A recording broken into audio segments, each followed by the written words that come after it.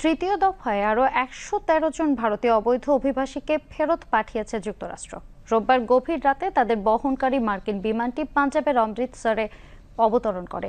ভারতীয় সংবাদ মাধ্যম এনডিটিভি বলেছে, ফেরত পাঠানো অভিবাসীদের মধ্যে ৩১ জন পাঞ্জাবের, ৪৪ জন হরিয়ানার, ৩৩ জন গুজরাটের, উত্তরপ্রদেশের ২ জন এবং হিমাচল এবং উত্তরাখণ্ডের ১ জন করে রয়েছেন। এর আগে প্রথম দফায় গত ৫ ফেব্রুয়ারি ১০৪ জন ভারতীয় অবৈধ অভিবাসীকে ফেরত পাঠানো হয়।